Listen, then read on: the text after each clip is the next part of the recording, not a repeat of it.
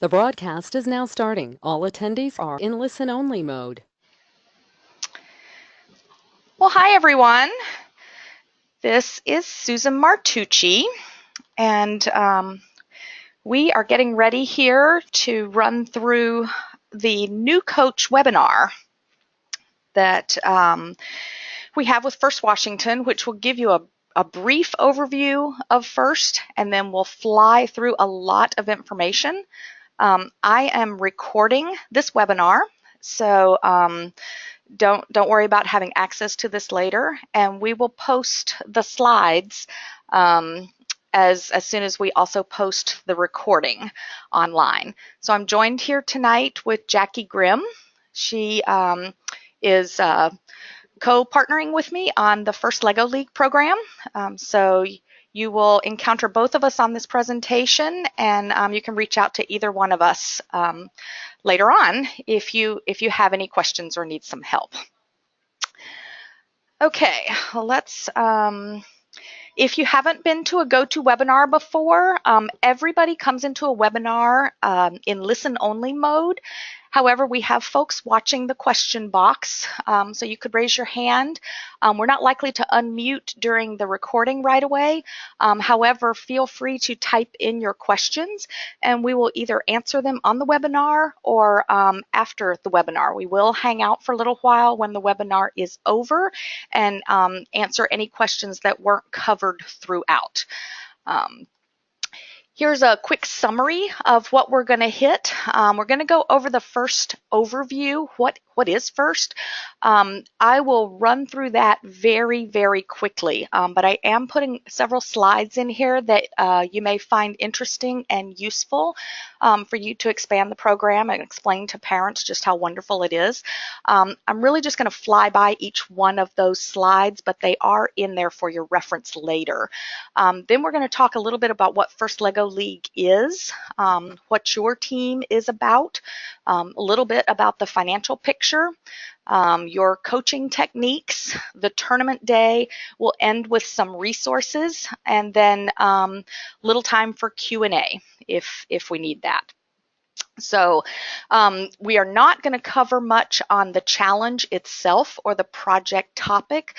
This is more for new coaches to kind of introduce you to all the things that are going to happen this fall and get you ready for them.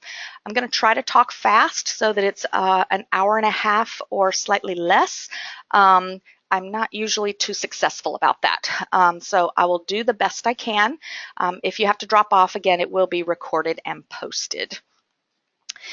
What is FIRST? It's an acronym for Inspiration and Recognition of Science and Technology. So FIRST wants to inspire these youth to become technology leaders. We have mentor-based programs for all ages, for K through 12, to foster that. That's what the FIRST program is designed for. You'll see here there are 4 programs. So the K through 12 starts with First Lego League Junior and runs all the way up to the First Robotics Competition, which is in high school. First Tech Challenge is upper middle school, mostly high school, and First Lego League bridges elementary to middle school there. At a glance, these are some pretty amazing numbers if you've ever worked with nonprofits and STEM education. Some great numbers here about where FIRST is at. Particularly interesting is the scholarships. They are doubling pretty much every year the number of scholarships available for students with FIRST participation. So get your kids in early and get access to some of those scholarships. FIRST has been around since 1989. The global headquarters are located in Manchester, New Hampshire. We will talk about the relationship a little bit between Global FIRST in Manchester and Local FIRST, which is First Washington here. But globally, almost half a million students, over 200,000 volunteers and mentors running this program. It's worldwide. It's in over 80 countries, and a lot of companies are starting to come forward to sponsor this as you look at the pipeline for needing those STEM workers. It's definitely a nonprofit organization. FIRST is, as is First Washington, and that'll be important to us in a little bit. The progression of programs, initially the first robotics competition was the first program developed back in '89. They quickly found out that the students needed to be engaged earlier than that. So after the first robotics competition for high schools, then came the partnership with Lego and developed the first Lego League program. The other two programs have been built in after that, the junior program to address the need of so many kids wanting to get in early and being highly interested. That feeds then to first Lego League. And then the first Tech Challenge is another bridge type program. It can take you from the first Lego League to prepare you for first robotics competition, or you can go after first Lego League into first Tech Challenge, and it can take you all the way through high school. So the two older programs are slightly different, and depending on your school or your specific situation, the programs one may be better for you than the other. We are happy to discuss that with anybody trying to roll out first into their schools or their programs or wherever we can get the kids engaged. The impact, several years ago, it's actually more than 10. This slide is representing a study that started over a decade ago, and it's a longitudinal study to find out what is the impact of FIRST. We're one of the only programs in the world that has some of these statistics in such a well-designed study following the students, and these are some pretty amazing numbers. So take a look at this. These impact numbers are on the FIRST website if you want to dig deeper into them, but we, working with FIRST, it is an extremely productive program in terms of setting out to do what it's trying to do. What is First Washington? So First Washington is the nonprofit arm of the FIRST programs in Washington State and something called the Pacific Northwest District. Most of our programs, the three younger programs, are run within the borders of Washington State, and we manage all of those, the First Lego League Junior, First Lego League, and First Tech Challenge. The First Robotics Competition program, we are in what's called a district, and that includes Washington, Oregon, and Alaska. So all of our teams at that level compete together in a district. First Washington is a nonprofit organization. We have a very small staff, about 10 people, that support thousands of volunteers. We've got about 3,500 coaches and mentors running the teams, and another about 1,700 or more volunteers that are running the events. So we're looking at about 5,000 volunteers just in the state of Washington or the Washington area running these programs. They are very fulfilling for volunteers, for coaches, for mentors, and they're very impactful for the students.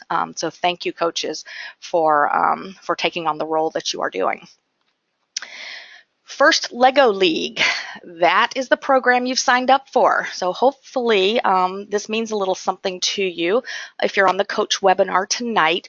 The First Lego League program, this is the one designed for students 9 to 14, which is roughly grades 4 to 8. And up to 10 kids are building their Lego-based robot, and they're trying to solve real-world problems. So the problem for this year is water, the human water cycle specifically. So we're going to be referring all season long to hydrodynamics and finding out all about water.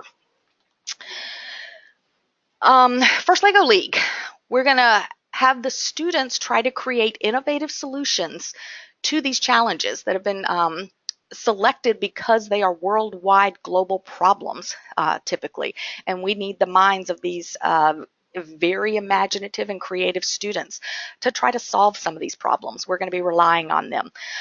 The challenge uses the Lego Mindstorms technology so that they can build a robot. They're going to have some strategy to figure out. They've got to design, build, program their robot. They are going to be developing all sorts of team and life skills doing this. Building a robot in such a short amount of time is part of what this program is designed to do, in that the students will always wish they had more time. They'll always wish they had more parts, more money, more whatever. If you had unlimited funds, time, and talent, yeah, you might have a good chance of solving this, but that's not real world. So this first LEGO League program, and actually all of the first programs, give the students something that is built into a somewhat pressurized timeline, limited amounts of materials, and they've got to do the best they can. They're going to challenge and get through all of these things and be super successful. The successes that they have here are going to help them forever, and you're part of that. This is just a quick summary of where First LEGO League has come from. Back in 1998, only about 200 teams, and it was only in North America. The growth, the graph stops at 2014. Hopefully we'll get an updated graph. Over 26,000 teams, a little over 15,000 of them in 2014 were in the North America. The following season for 2015, they were up to almost 30,000 teams. So we don't have the full number on last year's season, but it was definitely bigger. This is definitely a growing program. It solves a lot of challenges to get the kids interested and excited about STEM. This is a quick and dirty graph about the team growth in the 4 different programs in Washington. We've got data back in this chart to about 2006. We went about 3 years earlier, about 2002 or so, or when teams began in Washington. Each color represents one of the programs. The blue on the bottom is the high school first robotics, orange. The red is the first LEGO League, and then the green is the first LEGO League Junior. As you can see, we've had dramatic growth in the first LEGO League program. It's by far one of our biggest programs in the number of students that it impacts, and we are expecting additional growth this year. We are hearing a lot of registered teams. So this is a very popular program in our state. Lots of students want to participate. Right now, a lot of the hindrance is we don't have enough adult mentors and coaches. So again, thank you and congratulations for picking an awesome way to impact kids. Just going to introduce this here. It's not going to be real meaningful to you yet, but we've divided Washington administratively into 10 regions. We're working on some local leadership and some regional leaders to help us manage this program. And to do that, we've geographically divvied up the state with either one county or a couple of counties making up an individual region. The borders of this region are not going to impact you too greatly, except for the fact that you will exist in one of those regions. Teams are allowed to compete and get resources all over the state. So you're not bound by the regions, but you may hear us start to refer to the regions or want to know which region you're interested in and that kind of thing. This is the naming convention that we are going with, and this graphic is posted on our website, and we'll make it fairly easy to find for you guys. Like I said, it won't impact you a lot. It's used administratively, and then as we grow more, the regional leadership will really help us in these areas so that we can serve teams better. So the overview of First LEGO League. We know the ages. We're going to talk a little bit about the timeline in our state, what things are going to be coming up to you. And the first part of First LEGO League is core values. Core values is a concept that's written out here to give some guiding principles. It's really focusing on teamwork, working together as a team. The team should not be looking to the coaches and mentors to give them an answer. We want the teams to know that actually these are very hard problems. The coaches and mentors don't necessarily have the answers, or these problems would be solved already. We really also want to get out to the coaches that you do not have to know the answer to everything. Your team needs to understand that you may be learning along with them, and you can give them some guidance on places to find things out, but you're all going to learn together. There is going to be a spirit of friendly competition.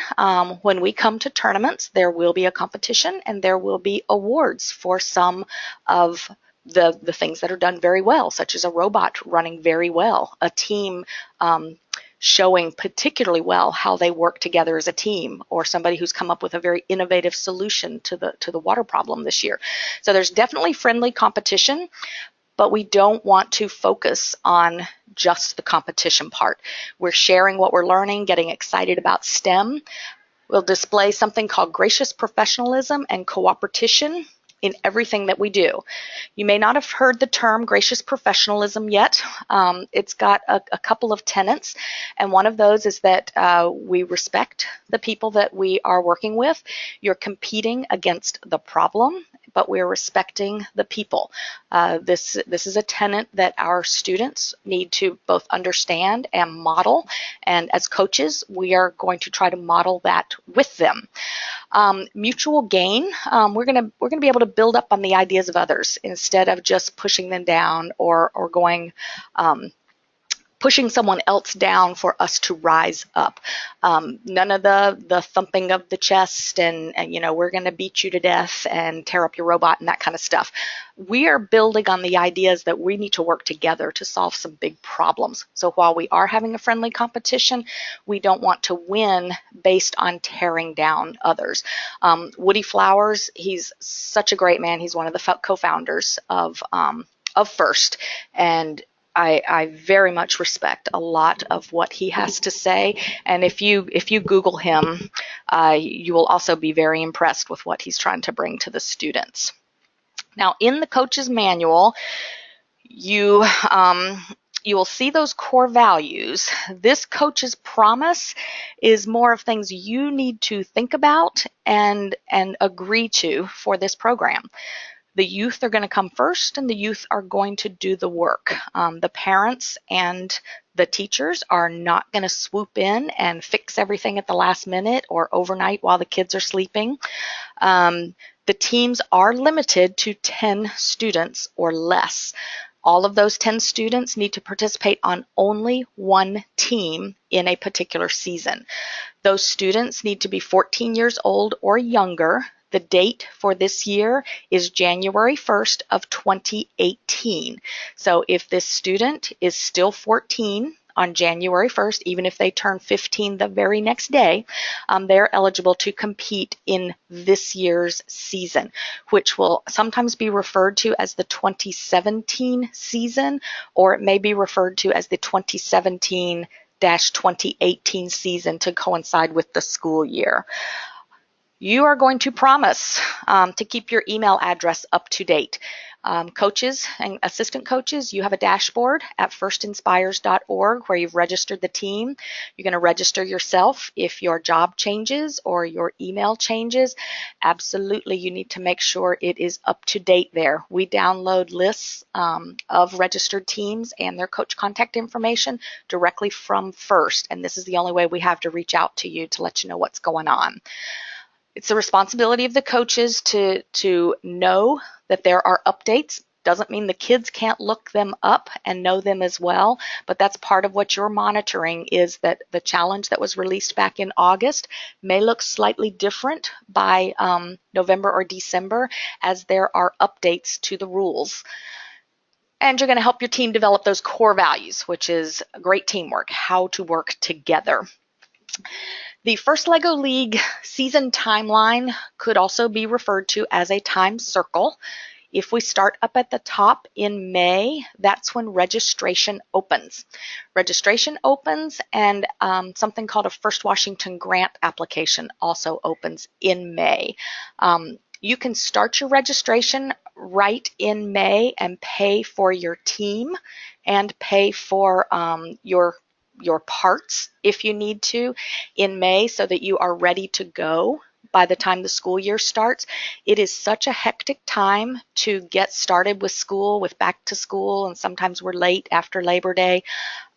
So teachers and coaches that have done this for a little while, often they will work to get registered in May or June before they take a break, so that when they come back at the end of August, early September, kind of their stuff, their administrative part of the first LEGO League season has already been underway, and your parts can already be shipped to you and ready to go. In August, and it's usually about the last Tuesday of the month in August, First LEGO League officially releases the challenge. So up to that point, they may have released a teaser. They've released probably some build instruction to build the models that the LEGO robot's going to interact with, but they haven't actually released the challenge so the kids know how many points they can get or what is the exact project that they need to research. All of that comes out in August so that worldwide everybody can get roughly the same amount of time to work on this program. So September registration closes. The latest it can go is September 30th. However, if we fill up our region, because we have to guess about 6 months ago how many teams we might have, so we've guessed, but LEGO has to know so far in advance in order to build and produce all of these LEGO parts that we can run out of slots for our region. So it's best to get registered sooner rather than later. Mid-September this year is when the First Washington grants close. Typically, it would also be where something called the OSPI grants. I'll mention those, or Erin will mention those a little bit later. Those have not actually opened up yet this year due to the late legislative season, but keep on your general timeline that grants may open in May to June. They may close early in the year. October to November, this is really when the teams work on the project and the robot. A lot of teams panic by mid-September when they're just getting started and they think they've missed a lot. That actually hasn't happened. The challenge, yes, it was released in August, and yes, some teams may get started right in August, but many teams take September to get their school year started, choose the students who are going to participate on the team, and they really get going in the October-November timeframe. In December, we will have our qualifier competitions. January and February is when we will have championship tournaments, whether it's a state tournament or if you're in Western Washington, we have so many teams here that we have to have a middle layer of tournaments that we call semifinals. So January and possibly early February, we will be finishing up some of those tournaments. April is when the World Festival first has two big championship events. One is in Houston and one is in Detroit this next year. They've grown so many teams that they split one championship into two. So our region gets to send a team to Houston for the World Festival. There are a couple of other national expos that happen kind of in the April timeframe. I'll keep my eye out for those. Some of those involve international travel and are interesting to go to if you have the resources. But at the end of April, all of a sudden we look at May and we are registering for another season. So you get kind of on the wheel and you will keep going around it. This is a different version of the season timeline just to help you lay out that May to February range to kind of show you how closely spaced some of the things are. The registration seems to go on for quite a while. It coincides with you buying your mission models. There's a long, lengthy time over the summer that's open and available. In again, June to September timeframe, there will be grant applications. Team meetings start around September and go up through your qualifier, which is in early December. We strongly suggest, and we will mention it later, that you figure out how to connect with another team and have some scrimmages and practice sharing, those kinds of things. It'll make a stronger team when we get to our qualifier tournaments in early December. And then those teams that move forward or advance to another tournament, they will continue to meet in December and January. Most of the other teams will then take a break for December. They may reconnect after the new year to either do some outreach or some other programming challenges, but it's really intended to be a fall program, about 8 to 10 weeks, and then you're finished with it. Jackie, how are we doing on questions? I don't see any. Okay. Well, I'm just going to double check and see if, do we have Erin that we need to move over or, oh, there's Aaron. Can I unmute you, Aaron? Are you ready to talk about budgets? I can't really hear you. Let me see. Can you hear me? You're getting better. Can you hear me? Not very well.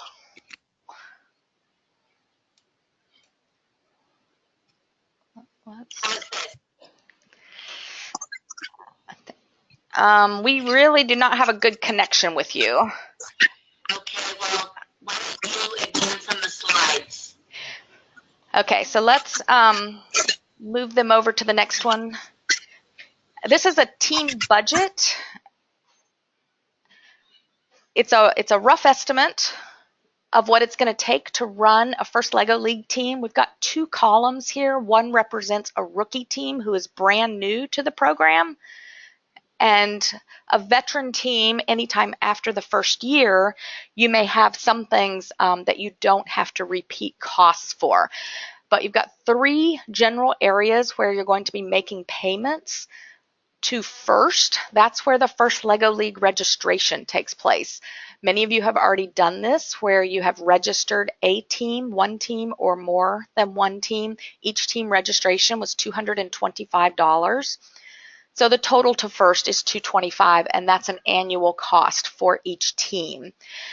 Then you've got the LEGO education charge. So once you have paid a team registration, you are eligible to jump out to a special site with LEGO Education, where the first LEGO League Challenge kit, which is the mat and the LEGO models that the robot will interact with, those kits are available at one kit per registered team. The cost of those is $75, and it's been that way forever. It seems like LEGO heavily subsidizes that kit. There is, I put $95 down, however, because in Washington they do charge the tax and then about $13 of shipping. So it comes out to be about $95 to get that kit shipped to you. And then a robotic kit. If you don't already have one in your school, each team will need to have their own robotic kit, and that would be the base core kit, an expansion set, and the software to go with it, and a rechargeable battery. LEGO Education offers this whole package for about $469. Again, however, there is some tax and shipping on that brings the cost really up to closer to $550 once you pay the taxes. So jumping off to LEGO Education, once you've registered your team, a new team may spend about $645 to $50 to get the basics there. The robot kit, however, is your one-time charge. You won't need to get that year after year. Once you become a registered team, then your contact information is shared with Washington, and then you're in our ecosystem, and we set up the competitions, offer mentor coach training, work with team recruitment and growing the program in our state. So once you're here, if you want to participate in the tournament structure and be part of our system, there'll be a $330 charge per team per year to participate here, and that's a one-time fee for the season. Additional expenses that your team may run across: they want to build a practice table. You'll need something to lay the mat out on. So building the table, I've now put a range in there from about $85 to $120, and we'll mention the table a little later on. Miscellaneous expenses to prepare your project, possibly have team t-shirts, that kind of stuff. You could spend almost nothing, or typically teams will spend close to $200. So that'll put a rookie team cost right around $1,500, or about $150 per child. Once you get to be a veteran team, then the cost drops significantly, and it'll cost about $850 for a season, and that'll be down to about $85 per child.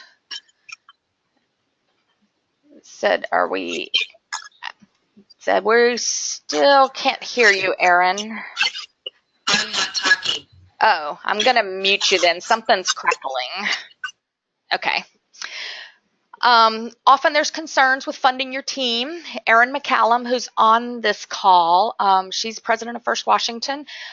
She also works with fundraising for teams, and she can teach your team if you need some help with how to do some fundraising for your team. As an organization, First Washington is working year-round to raise funds for teams. Those funds come from private donors, and they're distributed through what's called the First Washington Grant. So teams apply. There's a few questions asked about team demographics, team location, rookie, veteran, a few basic questions. All teams are eligible to apply for one of these First Washington grants, and we follow donor intent for all of those funds and look at the teams that we have applying, and granted funds are awarded on a per team basis. So if you have multiple teams that may have slightly different demographics or locations going on, you would want to apply for individual teams. The applications are going to open in late spring, roughly the time that the first registration starts, and they close this year on September the 14th at 4 p.m. Pacific time. So that's a Thursday this week at 4 p.m. If you have not applied yet, the link is here. It's on firstwad.org/grant application. If you need help, feel free to reach out to Erin. She's got a lot of experience with fundraising and can help teams kind of get started. Another grant opportunity is through our state legislature. They have awarded funds to the FIRST program. These funds are administered through the Office of the Superintendent of Public Instruction, so we refer to that as OSPI. They manage that application process and the disbursement of those funds. This means a couple of things. The first bullet point, that these grants are only available to public school teams. These grants are awarded by building basis, not per team, so there's only one grant per building. The district CTE director is usually the point person for managing this, for submitting the iGrant application and watching the funds transfer in and out. So if you are a public school, you'll want to apply for one of these. Due to the late legislative session this year, however, the iGrant process has actually not opened yet. We're waiting on pins and needles. They could open any day now, and we are expecting to send out a coach email to all coaches as soon as that grant is open. So be on the lookout for that. It will come probably in its own notice to say they are open now. Get your applications in. Funding your team part 2. You may not have some of these resources that cover everything. So you can raise funds for themselves, local donors, team families. You can get creative, car washes, bake sales, whatever. If you need help with what magnitude do you need and how to do that, again, contact Erin. We have one option that helps with some of your donors. First Washington offers what's called a booster club for teams. The way this works, once the booster club is set up, the funds are donated to First Washington, designated for your team. Those funds are deposited in an account for your team. The donors get to use our nonprofit tax ID so that they can get a tax deduction for these donated funds.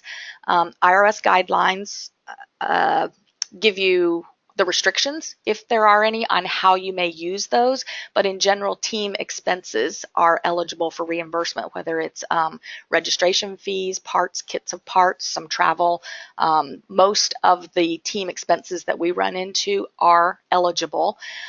The business manager at First Washington, her name is Terry Campbell, and you can reach out to her at accounting@firstwad.org if you want to set up one of these accounts. If you want to read more about it, we have information on our website. It's kind of an ugly link there, but you can read about it in advance of setting up this, this booster account to help you out. Your FLL team. So is this, whoops, not yet. Jackie, how are we doing on questions? Anything we need to? Nope, nothing yet. Okay, well, we're going to talk about your FLL team real quick. No, not real quick, but your team mission. So in the hydrodynamic season, your FLL team has some expectations. You're going to explore that challenge theme in depth. This may mean visiting professionals in the field, doing research online, doing real science experiments, whatever. They're expected to really explore this theme and become local experts.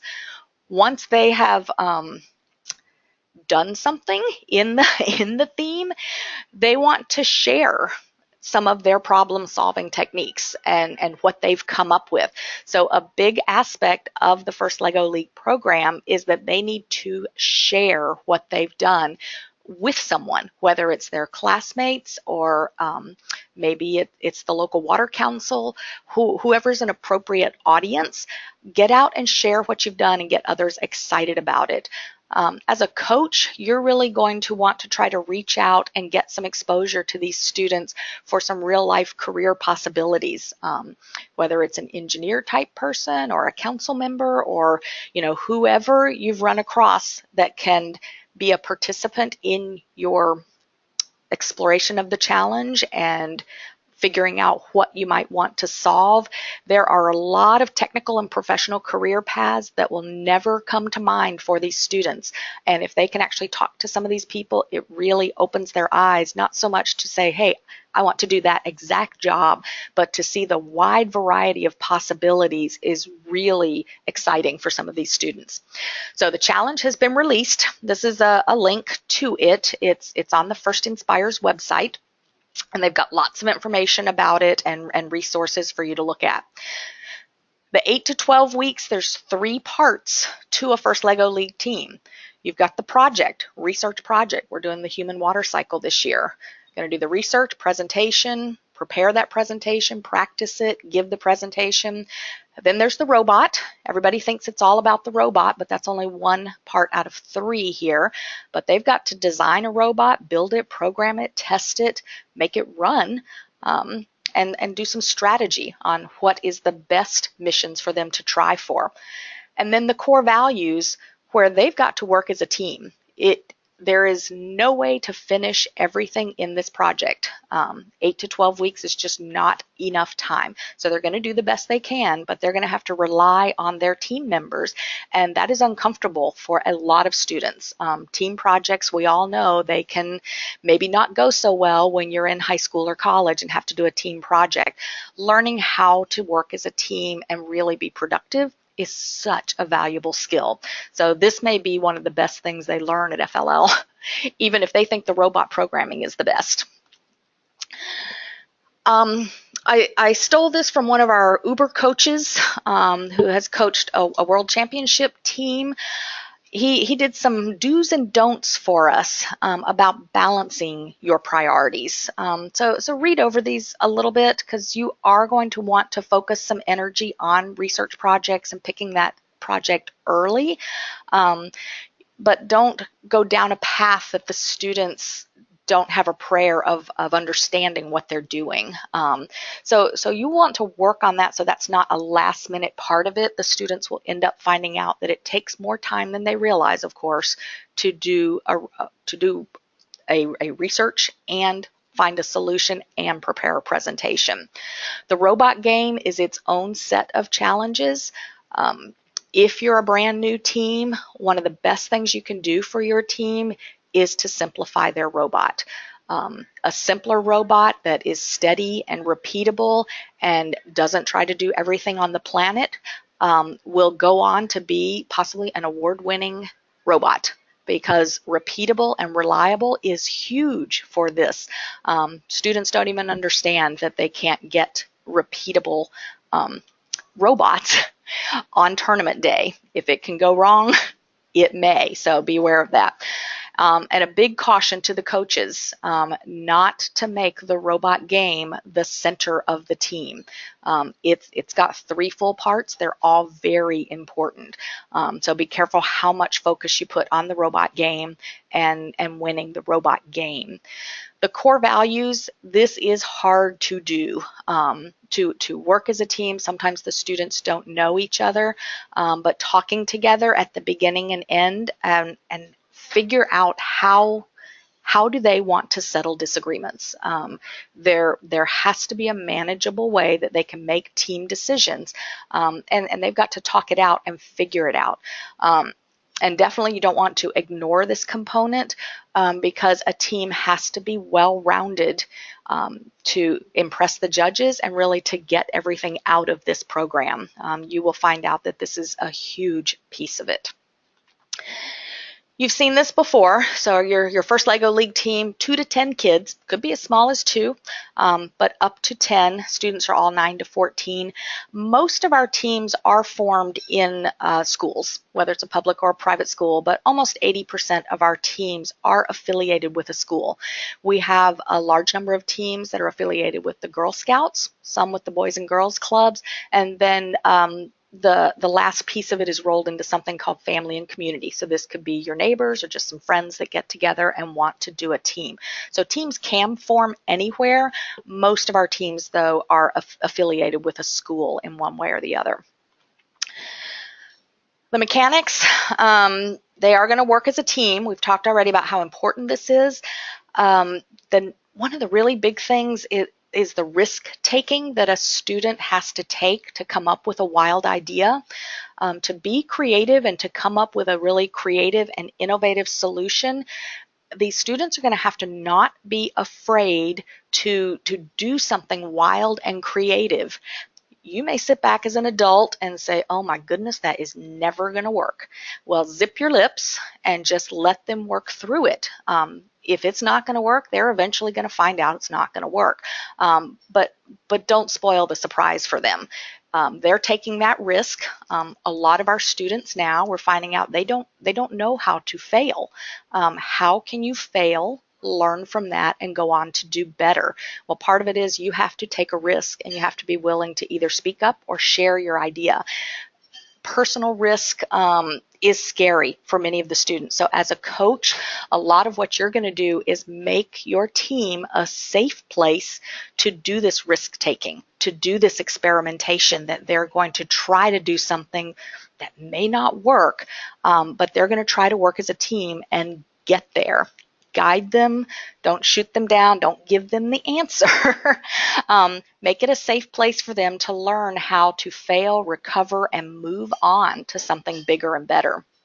A couple of notes about the dynamics here. Some of our teams with a 9 to 14 age range, it crosses some developmental milestones. Typically, in a typical youth, under 11, if something doesn't work, they will tend to start over, tear it apart, go down to ground zero, and start up. If we're trying to teach them something, they need some hands-on examples and some very visual explanations. And they may require a lot more of time and repetition to get through that. Now, those students that are over 11, they are more willing to iterate. They can see that, wow, that little piece didn't work, but maybe the base is rock solid. We'll just adjust this. Over 11, they can also handle some maybe vague or oblique references that might give them a hint or some suggestions on what way to go, and they might be able to take off with that. It is possible in some of your teams to have a mixture of a wide age range. If you're in a neighborhood team or multi-age classroom or something, you may have students of all ages. This may require a little extra attention on the coach part, as those that are tearing it apart may tend to frustrate those that just want to iterate.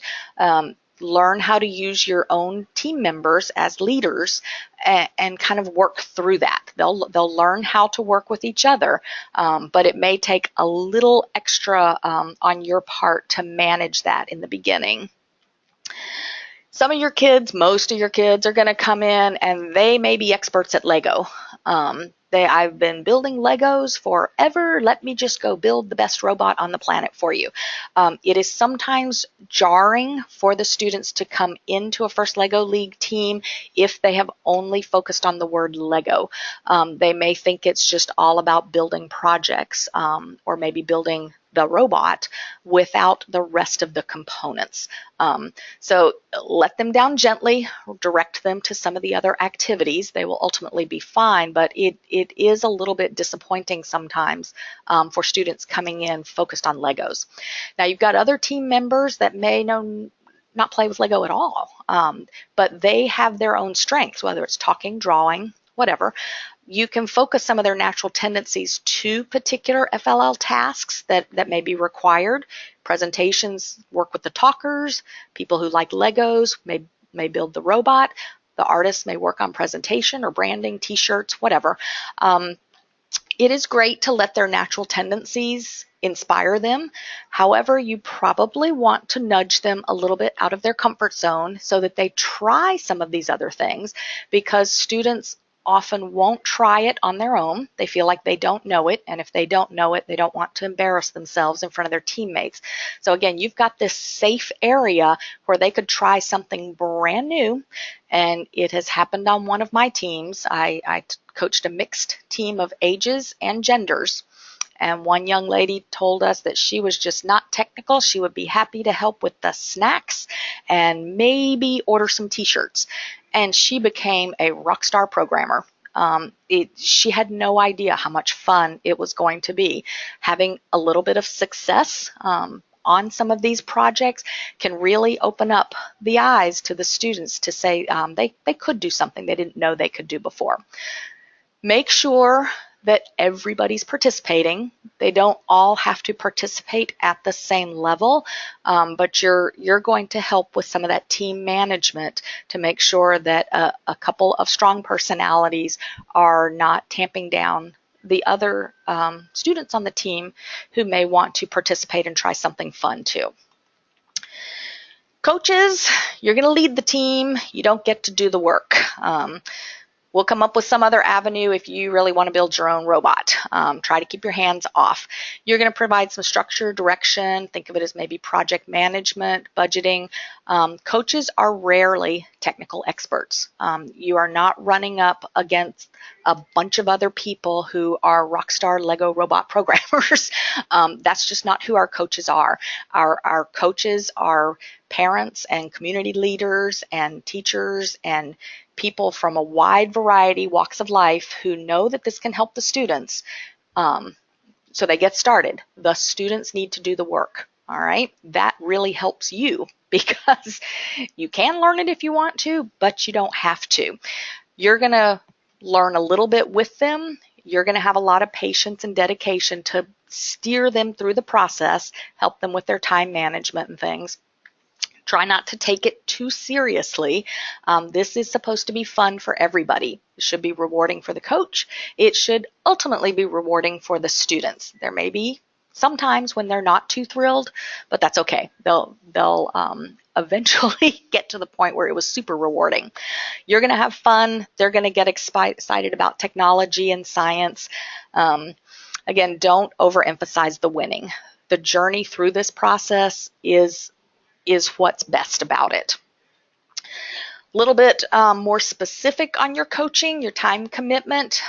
You'll want to plan out about twice a week for about 2 hours and adjust as needed. If you've got the time to meet more often, there's things you can do. If you don't have the time to meet more often, this is one of those where you do the best you can with the time and resources that you have. Not everybody can meet the same amount. Recognize that the time versus progress graph, not much is going to happen in the first couple of weeks. They may spend a lot of time discussing their team name, deciding on some projects and things, and not a lot of progress that you're going to see towards this ultimate goal of December tournament. You're going to expect to spend some more time at the end. They are going to get engaged and tense in those last weeks leading up to their tournament. Sometimes it's like a light switch turns on and all of a sudden they are highly motivated and they really want to work on it, and 2 hours just isn't enough. So if you have the ability, you can have your regular meetings in the beginning, but you may want to plan on adding some extra time, whether it's into the evening or on a weekend, because the kids are going to be that engaged. So you might as well get ready for it. The meeting the professionals, we talked about that. We hope to have some scrimmages going on. There's some coach meetings to meet up with other coaches. There's our Facebook group. A lot of ways to kind of connect with others and see what they're doing, and hopefully get the kids out there with the professionals. That's one of the top goals of this program. Kids are learning. You're guiding and directing. You're not doing the work. Try not to beat a dead horse. A couple more details from some experienced coaches. You're going to want storage bins. Something like these at Harbor Freight or something similar to organize the Legos. A huge bucket of random Legos is going to be quite frustrating for those that are trying to solve a particular challenge and build a particular attachment. Ultimately, they are going to be willing to sort their Legos, and they're going to want to work from a sorted bin of Legos. You're going to need to build a table. The tables are in the challenge material. It has some information about the competition tables. They're a 4x8 sheet of something. Plywood is one option that's very, very heavy. First Washington is using Gator board, which is a foam pressed type material. It's very, very strong, but very, very light. So we put on here something from a group called the Inventioneers. They did a stow and go table, and this was a table that folded in half. So it's not competition ready in that we don't have seams in the middle. We have a solid sheet, but for those that have some trouble in the classroom space or in your living room or garage, these more portable tables are also a great option. The facilities you need, definitely a computer with internet connection, an area to work on the robot. This is where the Legos are going to get spread out. A space to put the 4-foot by 8-foot playing field. And then you'll want to put it eventually up on legs, whether that's on portable stands or on top of a table. The competition will be held with the playing tables on top of another table. Like a school table, a regular 5-foot table. Be careful of letting the kids get too practiced crawling around on the floor. It is very nice to have your table on the floor. The kids can reach all the parts. They can reach across the table and retrieve the robot that's running wild. But at the competition, they need to be ready to interact with their robot at more like waist level and somewhat higher for some of the smaller students. So in the beginning, fine, but by the end, make sure they are practicing with the table up higher. And you'll need some kind of storage for your mission models so they don't get destroyed between meetings.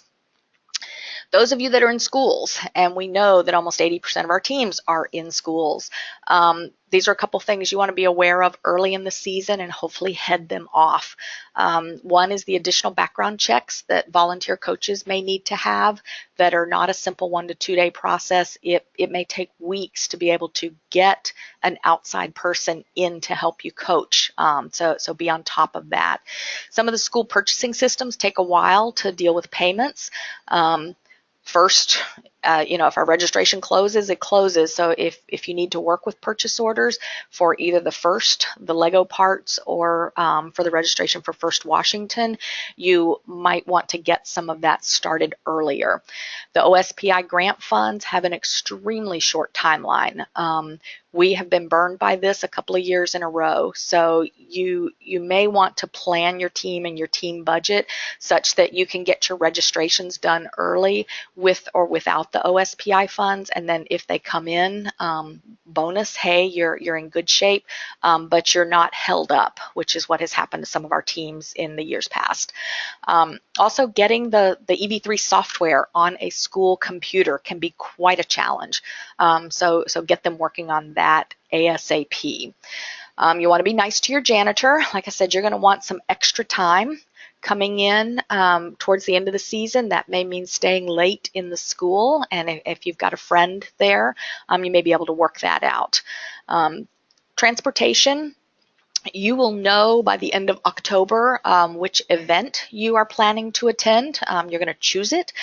So you're going to work on your transportation very early. We have all of the addresses of the venues that we're using, so you should be able to put those into your transportation request. But if you're having to arrange a bus or arrange transportation, make sure you get on that early. You guys are coaches. We use the term coach and mentors, sometimes synonymously, but often we can break it out and say the coach is the one that manages the team on the day-to-day and works with registrations and keeping up with paperwork, communicating with First and First Washington. A mentor is more broad, can be any person who works with the team. They might just come for one afternoon to share with the students what their job is, or how water's a problem, and talk through maybe what are some ideas.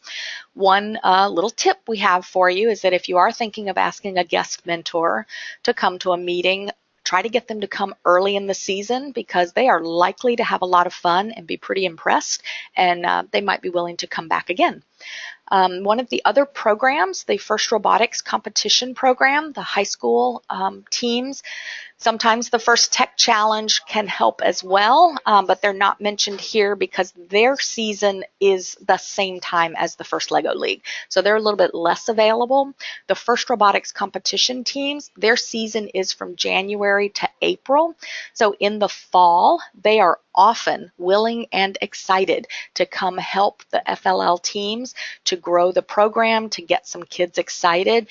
We have team maps on our website with coach contact information. Because the students on those teams are older than 13, we are able to give contact information for the individual teams. So feel free to browse the map and find a team in your area and reach out to them and say, hey, would any of your students like to come work with our team?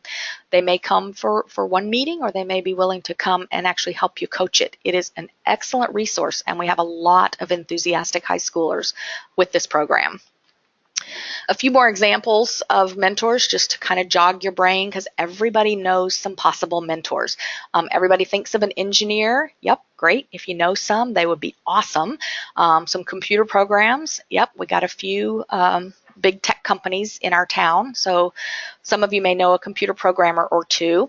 A scientist. In this instance, where we're working with the water cycle, we're hoping to find some scientists that might be working in environmental science or water. Business or community leaders. Students don't often think, wow, our team is run like a small business. Maybe somebody knows something about project management, or how do we do team building activities? How do we budget our team? How do we raise some funds? An FRC member, we talked about, the high schoolers. Just a general volunteer. This could be your extra parent or a neighbor who just wants to come help, doesn't really want to do anything too strenuous, but can help with logistics and fundraising and just being an extra adult in the room. So lots of ideas there for you. We jump quickly. Another little tool is the controllers. So this is going into a little bit of details about your robot kit. This picture is referencing the 3 versions of Mindstorms that have been out since the late 1990s. So the first version was called an RCX. It's very, very old. However, if that's what your team has, that is still a legal controller.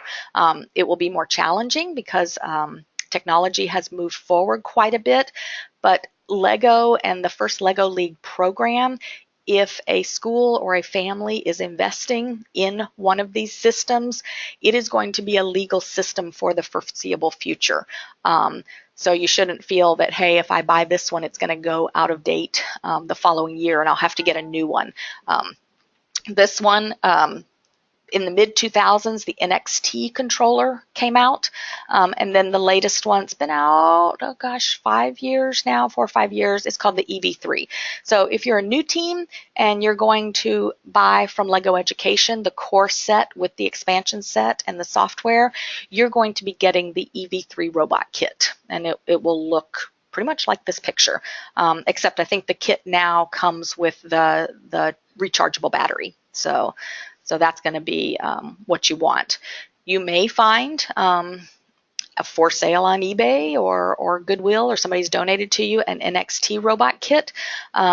Those are very capable robots, and if your team wants to participate with that, it is perfectly legal, and your team should be able to do many, if not most, of the challenges on there with some good programming.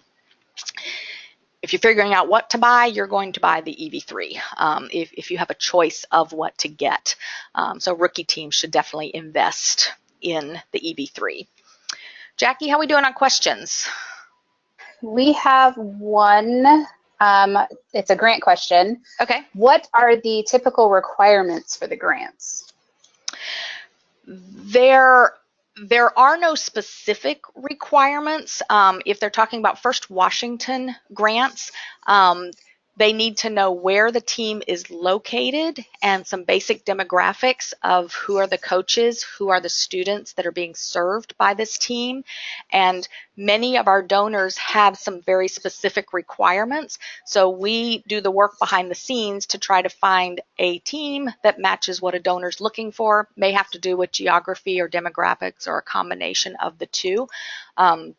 If it's an OSPI grant through the legislative process, those are required to be a public school, and there are probably 8 to 11 questions that are asked in the grant application, and they will need to provide basically what school building they're from. The CTE director will have some of this information, and how they're doing first, how are they sustaining their team, raising funds besides OSPI and that kind of stuff. So the grant application will walk you through it. There is nothing very difficult. The First Washington grant application may take you about 10 minutes to fill out, 15 if you have to go look up something, but for the most part, they should be pretty quick and easy to fill out the applications. And they're also something that you could come back to. If you look at it and see what the questions are and don't know the answer, just come back a little later and fill in the questions. All right, Jackie, you want to talk to us about evaluating your team? Sure. Okay. All right. So during the qualifiers, your team is evaluated on 3 elements: their project presentation, their robot design and construction, and the core values. Evaluations are done by a panel of volunteer judges, and then they give out awards based on how the team fits those different criteria. They use what's called a rubric, and there's a rubric for each of the 3 sections: a project, a robot design, and a core values rubric.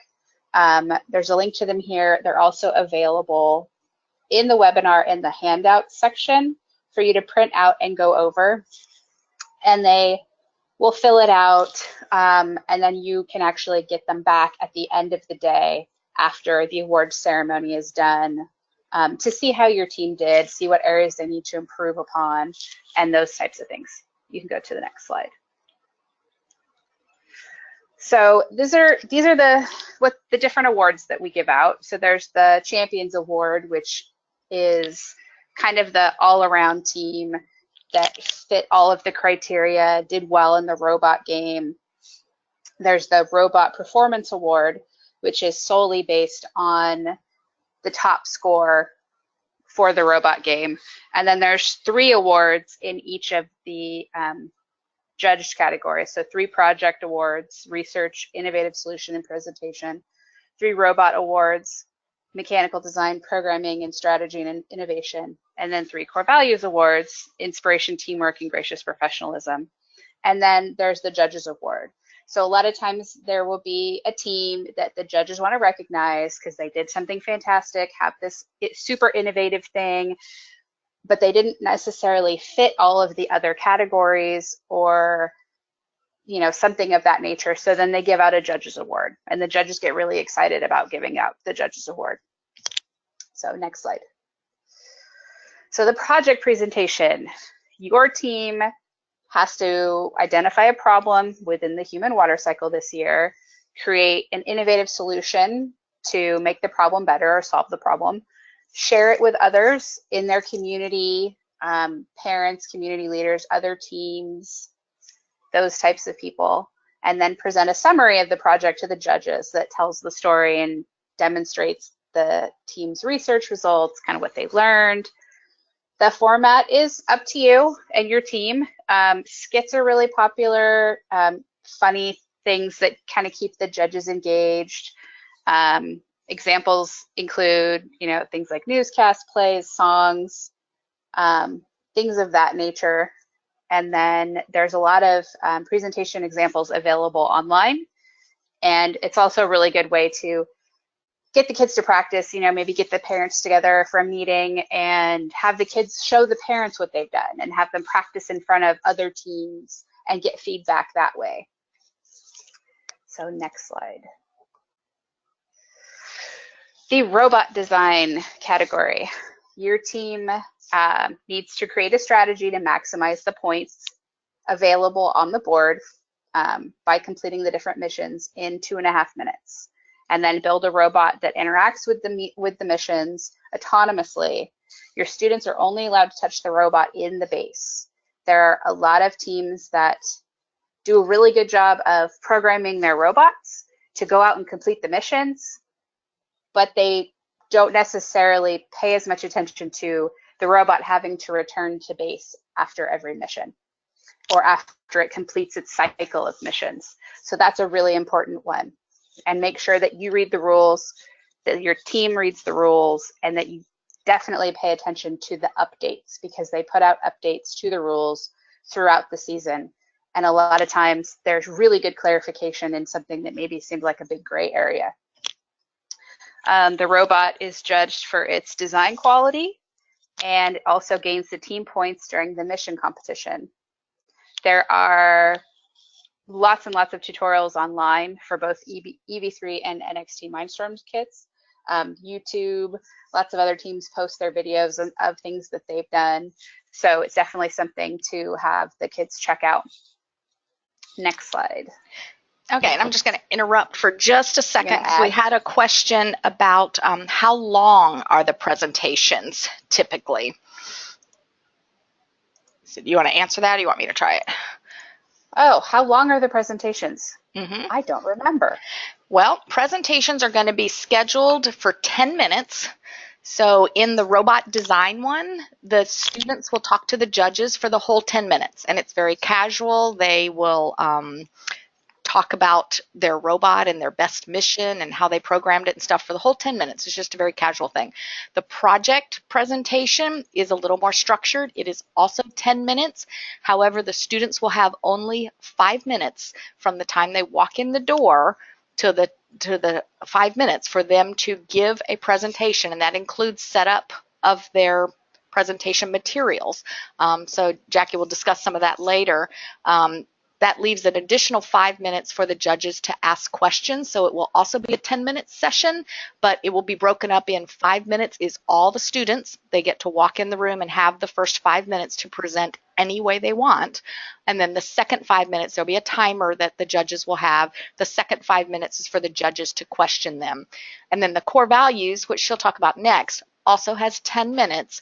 The students will come in and they will get an activity, and if they finish the activity, the judges may ask them some questions, but that one is also another casual one. Okay, so you ready? Yep. All right, so core values judging. So in this one, it's a little bit different. The kids will come into the core values room and they'll get an activity that they get to do, and they won't know what it is. And so they'll have to do this activity. Coaches are actually not allowed in this judge room. It gives the kids an opportunity to really do their own thing, to figure out the problem on their own.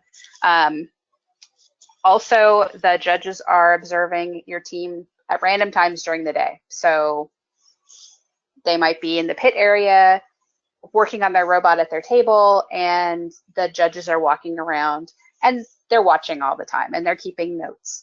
And they're also talking to the different referees and volunteers to find out, what's this cool thing that they did, or unfortunately, what's this not cool thing that they did. And other teams actually are also allowed to give feedback as well. And they're really looking for signs that the kids are using gracious professionalism, that they're working as a team, and that's as important in the pit, in the judge room, and at the playing field. It's important across all of those different areas that they're really working together and being gracious and professional, not only to their coaches and to their other team members, but also to the volunteers, to the other teams, to the spectators, the parents that are there to watch. So that's really important. Okay, next slide. So the tournament day. So the qualifiers are the first and second weekend, I believe, in December, the 2nd and 3rd, and the 9th and 10th. They are Saturdays and Sundays from 8 to 5, and your team will attend one qualifier on one day only. So if you sign up for December 2nd, it's just December 2nd, or December 10th, it's just December 10th. And teams are only allowed to attend one qualifier event. Semifinals for Western Washington only are the weekend of the 20th and 21st, and again, it's a one-day event that we offer on 2 different days. And then the state championships are mid to late January in Eastern Washington, and they will be February 11th for Western Washington.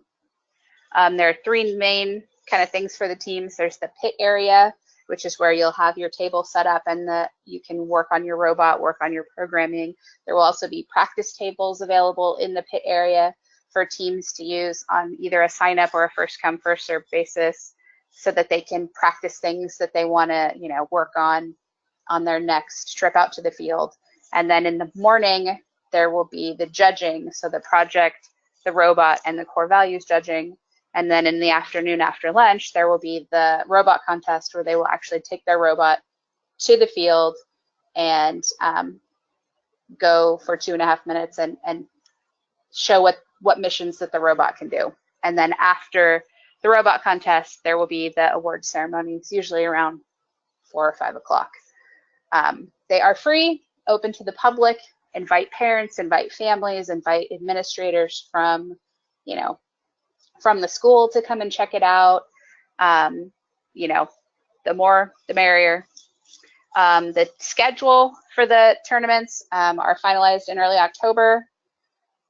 Teams select and register for a tournament in an area nearby on one of the 4 dates, December 2nd, 3rd, 9th, or 10th. Again, only one regional qualifier per team, and the registration and payment system for that will be through First Washington, will be available in mid-October. And the information on when to register will come out in an email similar to the coach emails that you've been receiving. That'll let you know, hey, registration opens, X date. Here's the link. So be watching for that in October. Next slide. So the typical FLL tournament day, you're going to show up with your team and check in at around 8:30. You're going to set your pit up. And then the judge sessions usually start right around 9 and go just about until lunchtime. And then you'll have a lunch break, and then the robot game about 12:30-ish to 4 o'clock. And then the award ceremony around 4 or 5. And that's what a typical day looks like. What to bring: the team information sheet, 3 copies, 1 for each judge panel. The judges really like this because, especially if there's pictures on it, pictures of the team, it's really easy for them to go back and look at it and go, oh yeah, this team, and it tells a little bit about the team. You also must bring your team roster to your event, including the consent and release indication for each student.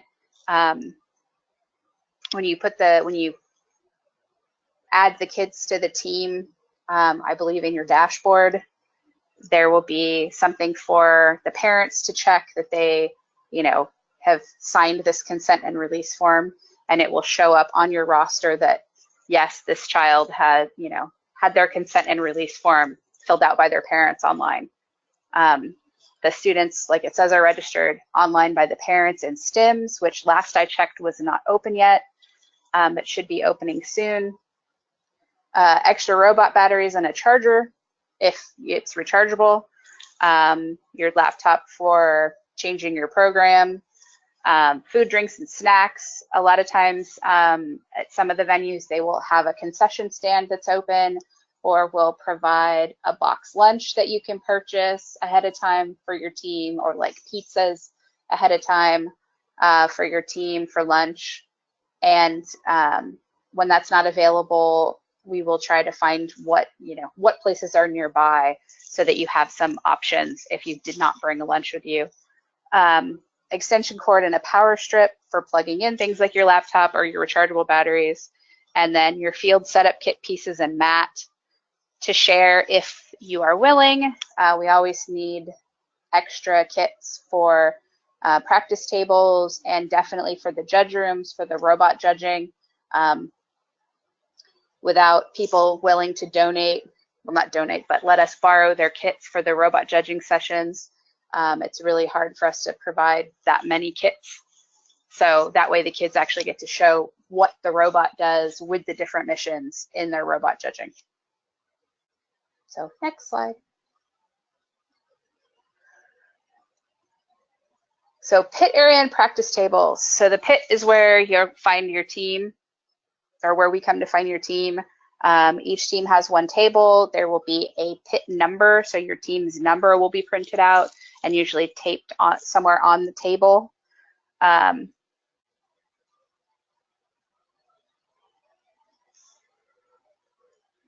So you can also come to the practice tables to do final tune-up on your robots and get programming tweaks, and it went out and followed this line, but it didn't go quite far enough type thing. That's kind of the activity that you'll see going on in the pit area with the practice tables. Next slide. So judging in the morning. So robot design, project presentation, and core values judging will start in the morning. You'll get a copy of a schedule that shows your team's judging times and your team's robot game competition times for later in the day. We will have judge cuers that will come and get your team from their pit table and walk them to their judge room, and then they will also walk them back. So it's important at those scheduled times that your team be ready to go and at their pit table for when the judge runners actually get to them. Because if we can't find them, then they can't be judged. So next slide. The robot contest in the afternoon. It is usually held in a gym or another large area. There are 3 rounds, and the best single score determines the winner.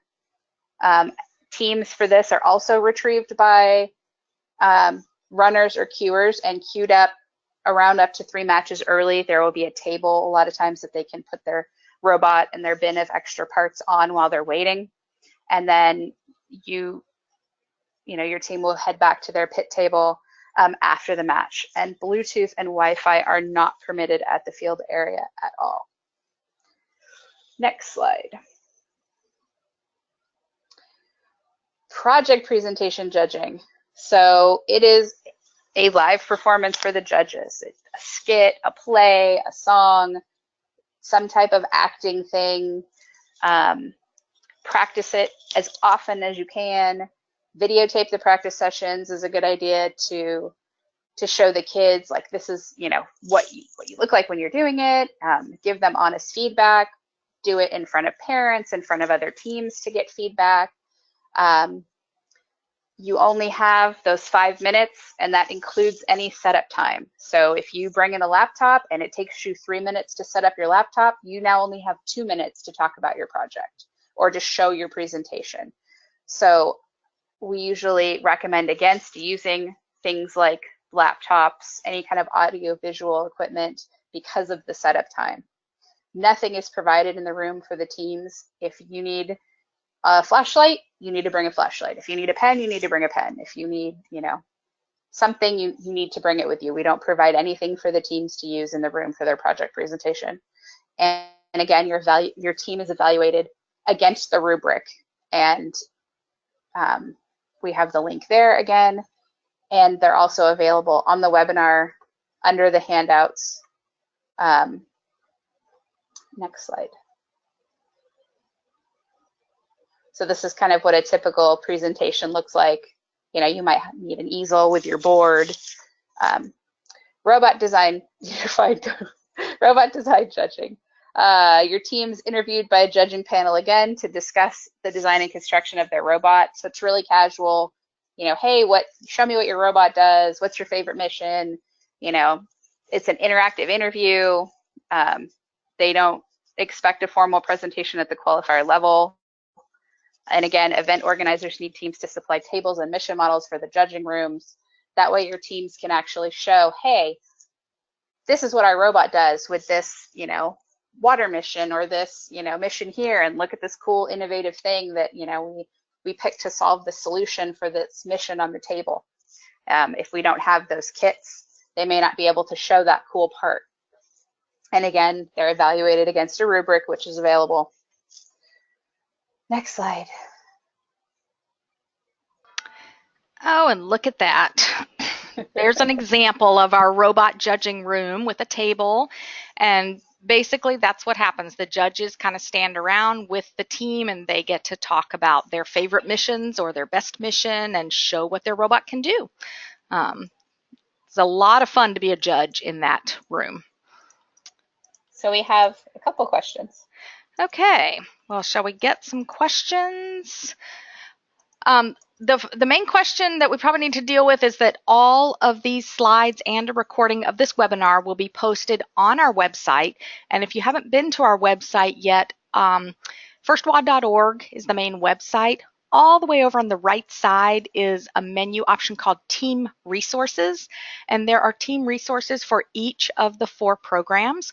So you slide down to First Lego League, and there will be a variety of options that will change depending on the time of year it is. Currently, the top menu item is your grant applications to get that in. We also have our event venues and any of the confirmed dates that we have for our qualifier tournaments are posted on the website under event venues. We have a page called Communications and Questions. Every coach email that gets sent to coaches is also posted on this page so that you can check periodically if you think you've missed an email, or parents who are not getting the emails can check. And then there is also a page called Workshops and Webinars. So anytime that we give a workshop or host a webinar, we will put something out there, whether it's just the slide presentation or it might be a recording. At our kickoff event in Western Washington, we have a series of workshops designed for all coaches. And if you can't attend the kickoff or you attended and went to some other workshops, we will post all of the slide presentations that we have so you can see what's out there. Okay, a couple more topics to discuss. We are coming into the home stretch here. Teams must recruit volunteer judges. There are, for each team that comes to the event, they are judged 3 times. They're judged once for the project, once for core values, and once for the robot design. In order to have appropriate judges, we need 2 judges in each of the judging rooms so they can work as a pair for safety reasons and for extra people to hear what's going on with a team so they can evaluate them better. This means that we need a ton of judges. In the month of December, we need almost 500 volunteer judges to run all of our qualifier events. This is hugely important to our students. They have worked very, very hard during their season. They are extremely proud of what they've done. We try to get members of the community and professionals to come in and be volunteer judges. They are so impressed with these students, and the students are so proud to share what they have learned and what they know. It's kind of a win-win for everybody, but only if we can get enough judges in the room. We've played around with this for a while, and we are still running short of judges. So this year, each team is required to recruit at least 1 unaffiliated adult to volunteer as a judge at an event.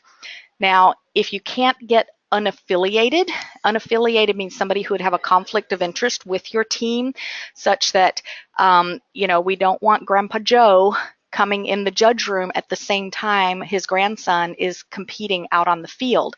That's a very difficult conflict of interest to work around, but Grandpa Joe is absolutely able to go to a different qualifier event. Maybe your team competes on Saturday and Grandpa can be a judge on Sunday.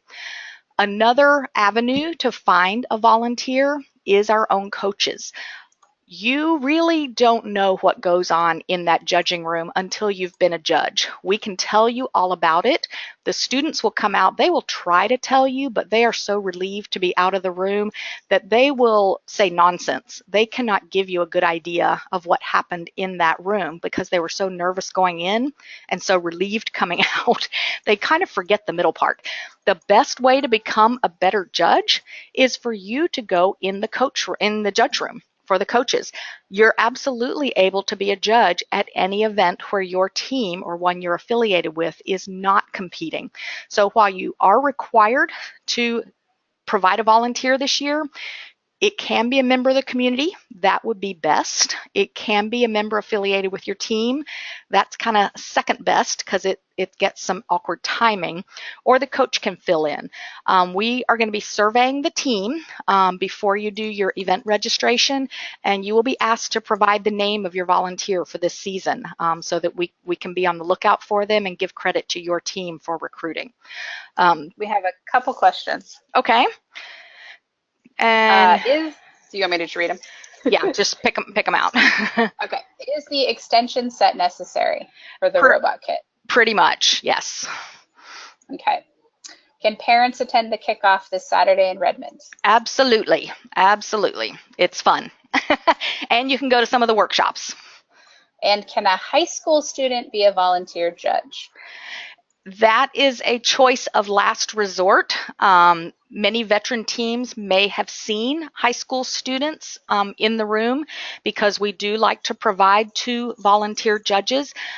We prefer that they be adults, either college age or above, so they would not get an assignment right away. It would usually be a last-minute assignment. The high school students are really much better at running the event. We love to have them as our pit runners and field resetters and MCs and DJs and all that kind of stuff. And we prefer to have adults and professionals who are listening to the students. That's a connecting piece that the students get to share what they've learned with somebody who cares. So it could be a student, but it's preferred not. And then one more. Is there a judges training session? Absolutely. First has training online. So if you are assigned as a judge, it will open up the online training. You may take, there are 3 training modules. You can take the one just for your assignment, or you are welcome to read or work through all 3 of them. In addition to that, we have a judge advisor for our whole region, and they give some training to the judges, to the other judge advisors, sorry. So when you come in as a judge the morning of the event, you actually arrive about 7:15 in the morning and grab your breakfast, and there is training for about an hour that is directly with the judge advisor and the other judges in the room once they know who is there and who's interested in what areas. So there will be another one training with the judges that morning prior to the actual judging sessions. So I hope that answered it. We have lots of training available to give you ideas and sample questions to make it easy for you to come in, because you are being asked to give up a day. You come, we'll feed you breakfast and lunch, and we'll give you a snazzy t-shirt, and you will be amazed and inspired. So it's a really fascinating day to come and be a judge at one of these events. I highly recommend it. Highly recommend it. Okay, did we get the questions? There's one more. Okay. Are all of the participants expected to speak and contribute during the 10-minute judging session? They would be expected to loosely if the presentation has some kind of structure that for some reason everybody does not speak. It's not really a detriment or a bad mark or something. We have obviously students of all kinds of abilities, and some are just not able to speak to unfamiliar adults. So your team's not going to be penalized for that as long as their presentation is structured such that there is a plan and they're moving through something, as opposed to just say one student speaking for everybody while the rest of them just stand there. So it needs to look participatory, but all 10, it's not a full-fledged requirement, if that makes sense. Okay, a quickie graph to show how many judges do we need for the FLL program in December? A bunch. If you absolutely can't do it in December, we actually have several other months through the year and different programs where we need some judges. So come participate there too, and you will be just as amazed and inspired. This is a copy of the robot mission mat. If you haven't seen this yet, this is what fits on your 4x8 table. This is what the robot runs on with all the Lego mission models set up there. I gave you a copy of the scoring rubric. So this is the official scoring sheet that referees will have access to when they are judging your team on the robot game table. So it's a good idea to print out some of these when the students are working on their strategy. To see what missions can the robot do and which can it not do and how many points will they get. This is going to be the actual one that our referees will be using. The Champions Award. So we kind of flew by it before. It's our top award, and this prestigious award is given to the one team at an event who demonstrates strong core values and then excellent achievement in all of the areas. So they've got a great project, a very well done robot. It does not have to win the robot competition. It just needs to be a very well designed and well running robot. They've got great core values, and their robot performance is going to be in, whoops, I guess I didn't write it, sorry. The robot performance will need to be in the top 40% of all of the robots at that particular event to be considered for the Champions Award. Awards are given at the end. You definitely want your team to stay around. I have had a coach at almost every event that I've gone to say, oh my gosh, my team is such a rookie, there's no way they could win an award. And then sure enough, their name is called. Judges are looking for a lot of different things. There are parts of the project, maybe just the innovation is what they're looking for, maybe the presentation. They don't have to win both. They could be really strong in one area. And again, core values is very, very strong and is sometimes the deciding factor even in some of the other areas. So at the awards ceremony, every student will get a medal. You can see in the picture, they're all wearing a ribbon with a medal. So we get a participation medal for every student that attends the event and is on your team. We do have some extras, so we don't want you to hold up the awards line, but there is time after the awards ceremony that you can approach the event organizer if a student or two was not able to be at the event that day, but they were part of your team through the season. Only one judged award per team. It's kind of a share the wealth. Even if one team is a rock star in all areas, they will not walk away with all of the awards. Robot performance is a separate award. It's objectively determined by the score. The robot plays 3 times on the robot table, and the best score out of 3, there are no averages, it's just the best score of the 3 is the one who wins the Robot Performance Award. Advancing to the next level. So qualifiers are in December, and then we have championship tournaments after that. Who gets to go to these championship tournaments? About 20 to 25% of the teams from a qualifier event will advance either to the Eastern Washington Championship if they're playing in Eastern Washington, or if you're in Western Washington, they will go to the semifinals. We will have 4 or 5 semifinal tournaments to hold all of our teams moving forward from qualifiers. The judges are the one who decide who advances, and they choose from the top teams at the event, and they base it on the champions criteria, which, if you remember, was a combination of all parts of the program: strong teamwork, strong project, strong robot. But here, the robot does not have to be in the top 40% anymore. This is a change this year. So this is new information from this year, that the robot score has to be in the top 75%. So this opens up advancement to many more teams. So those judges are looking for that very well-rounded team that may have been maybe second or third place in line for the Champions Award. There was only one Champions Award, but they said this is still a very good team in many areas. So those are the teams that are chosen to move forward to the next levels. Strong weight's given to core values, so if they're trying to decide between two teams, they will definitely look at core values and be looking at input from the field, from the referees and other volunteers, to help make a decision. So you want the kids to know it's not quite like Big Brother is watching every minute, but it is a little bit like Big Brother is watching. You're not just having well-behaved teams in the judge rooms for the 3 10-minute sessions. They really need to be showing those core values the whole day. That does not mean, however, that if one child has a meltdown, it's a stressful situation. You are possibly going to see some tears. You may have a child on the team that doesn't handle the stress just as well.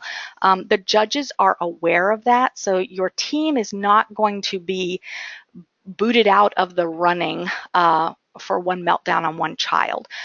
We have had it where some coaches have put some blame on this one child. I want to caution you not to do that. The team works as a whole. They're judged as a whole. One small indiscretion is not a cause to say this team is not working well together. So be cautious about how the team members treat each other if they do advance, and especially if they don't advance. You're still being a coach and watching out for the team at that point. There's often some questions about something called a core values poster and a robot design executive summary. These are mentioned in the challenge documents, and it says something about each region. Discuss this with your partner or discuss this with your region. It's optional. This is not a requirement at the qualifier level. However, teams that advance to semifinals or championships will be required to create a core values poster and an engineering executive summary, and there are documents online to walk you through that. Semifinal teams have a similar advancement. So the semifinals are in January, and 20 to 25% at each of those events will advance to the championship event. Okay, we're rolling into the resources. So we're running just a tiny bit over time, so I'm going to go through these fairly quickly. These are documents that you can get online. There's the coach manual. I went ahead and downloaded it for you and put it in the handouts here, but it is available online at First Inspires. It's a PDF document. There are updates to the project, updates to the robot. These are also available online at First. I've got the little icon of what it looked like, but you can get to these by looking for the challenge, and one of the links is directly to the updates. Make sure you are checking those updates weekly throughout the season. We're not sure when they post an update, but the updates become the rule of law that the referees will go by. So if your team read some rules in September, subsequently there were many changes to the rules in an update, the referees and judges will be going off the newest information. Okay.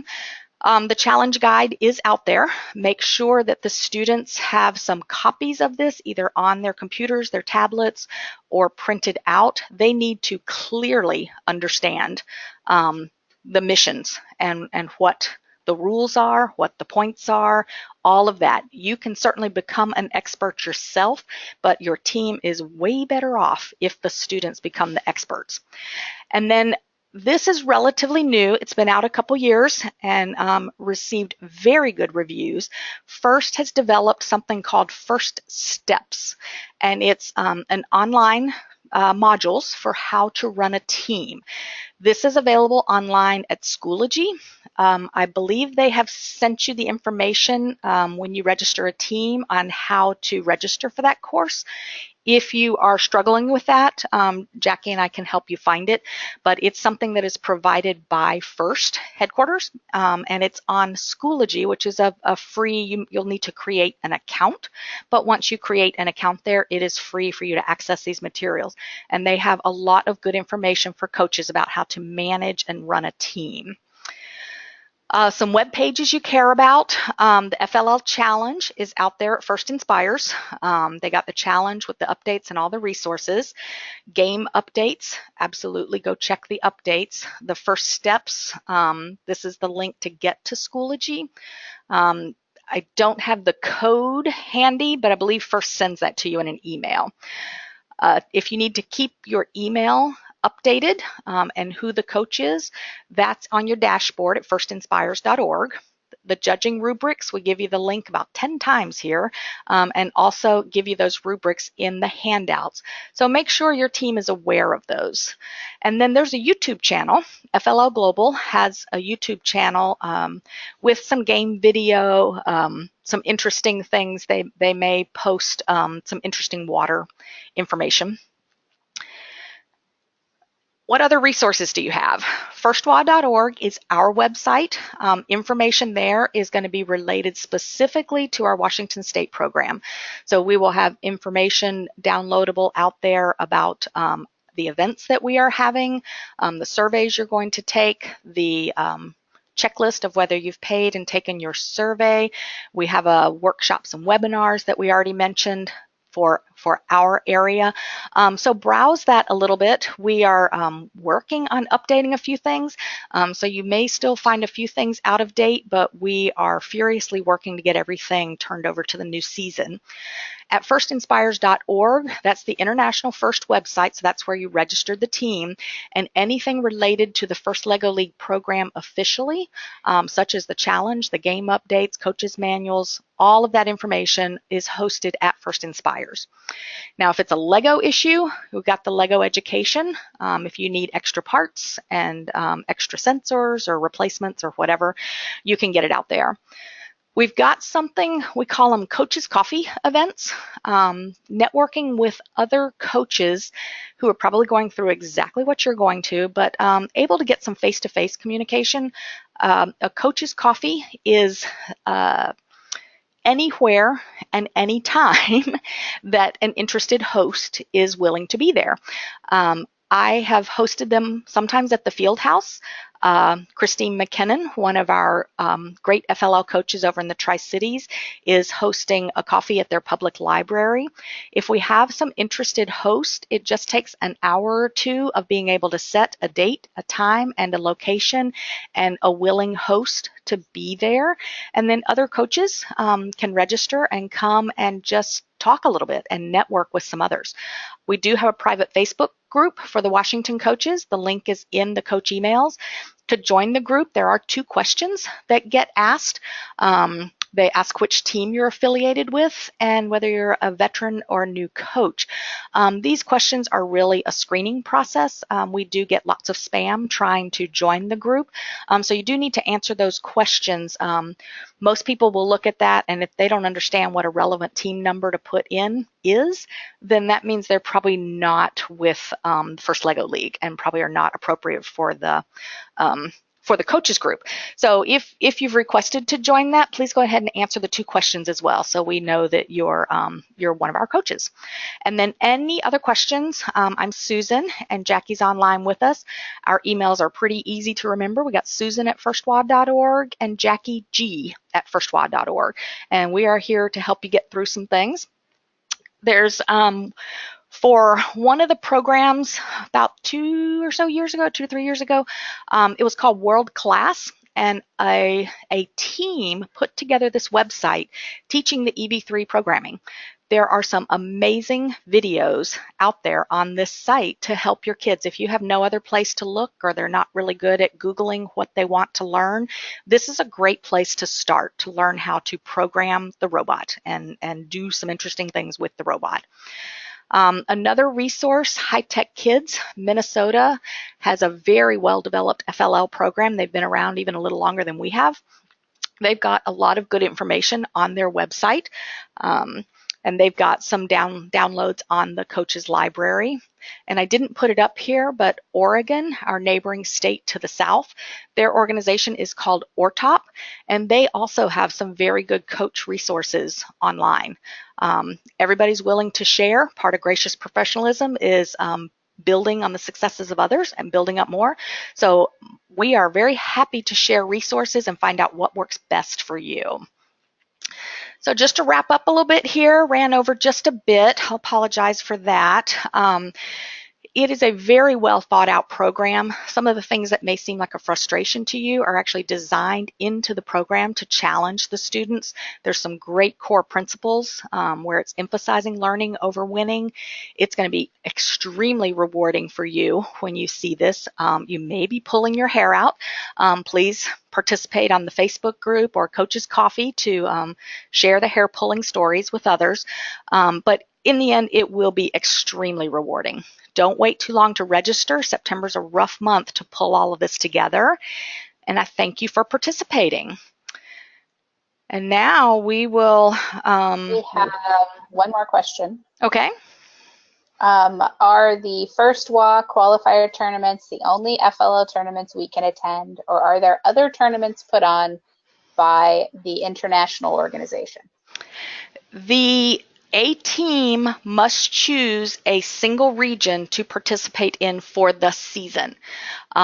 So there are tournaments being held all over the country in the various, not all regions are a single state. We are. California, for instance, has 3 separate regions. So if for some reason your team was going to travel to California, you could request to compete in the California region. It's not very likely. We do have throughout the country teams that live on borders. For instance, if a team lives in Coeur d'Alene, Idaho, they may look around to see, is there a competition in Washington or is there a closer one to me in Idaho? But they will have to make a choice and become into the ecosystem of one region for that season. Now, the expo tournaments that I mentioned, there are some national tournaments that take place in April. They do not generally have very many openings in them, but if we hear about them, if there is a registration process, we'll be happy to share if somebody wants to travel. I think there was one in Arkansas last year. There's often one in California. They're not real common for students this age to travel, but it is a possibility. And let's see, so the workshops and webinars is where this presentation will be stored. Both the slides in PDF format and a recording will be posted to YouTube, so the link will be there. Mentioned I'm Susan, Jackie's online, and Erin McCallum. If you have some fundraising questions or want to participate with some of our outreach activities to recruit more teams, please reach out to us and we're happy to help. Do we have any more questions coming up?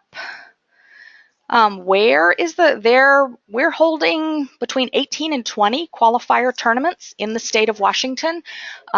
Most tournaments are held within 30 to 45 minutes of teams, unless you're in some of the remote areas of central Washington. But for if you're Spokane, Tri-Cities, Wenatchee, any of the major counties in Western Washington will each have a tournament. Many of the tournaments in a location may be held on 2 different days. So we may set up, for instance, in an Auburn high school, and we will have one tournament on Saturday. We'll get a new set of volunteers and a new set of teams and have a second tournament on Sunday at the same location. So when you may check out the venues and the confirmed locations right now, we're still confirming a few more venues. And then depending on how many teams register at the end of September, we will determine if we need to add or remove some events to fit in with our capacity. So we will be working on all of that this month. That's another reason that we ask you to register early because it helps us with our planning too.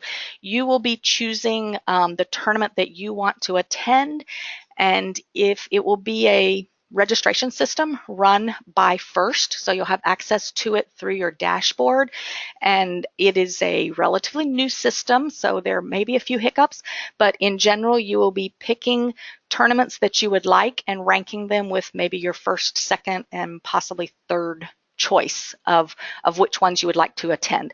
So you will have all of them available to you in a slate when you go to choose your event, and you may choose the date and the location that works best for your team.